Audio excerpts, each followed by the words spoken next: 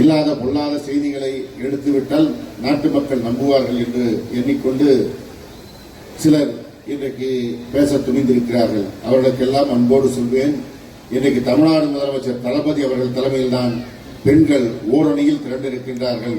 அதுதான் ஓரணியில் தமிழ்நாடு.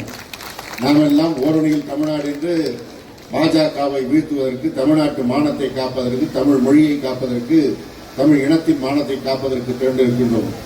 அதிமுக எங்கே திரண்டிருக்கிறது? பாஜக அணியிலே திரண்டிருக்கிறது. முதல் செங்கோட்டையன் போய் டெல்லியிலே அமித்ஷாவை பார்க்கிறார்.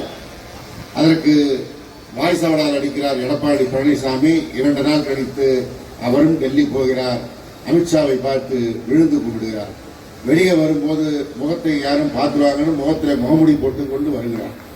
அவரையும் இன்னும் ஏற்றி புகழ்பாடி கொண்டு ஒரு கூட்டம் அலைந்து கொண்டிருக்கிறது. உங்களுக்கெல்லாம் சொல்லிக் கொள்வேன்.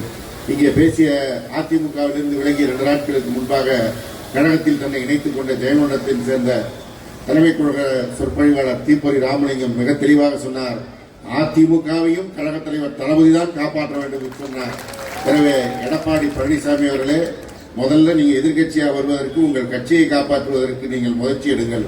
அப்புறம் நீங்க முதலமைச்சர் பார்த்து புகார் சொல்வதும், குறை சொல்வதும், கேலி பண்ணுவதும் செய்யலாம் என்பதை நேரத்தில் தெரிவித்துக் கொள்கிறேன். பிளே ஸ்டோர் மற்றும் ஆப் ஸ்டோரில் இருந்து பாலிமர் செயலியை QR கோடு மூலம் பதிவிறக்கம் செய்யுங்கள். செய்திகளை உடனுக்குடன் பெறுங்கள்.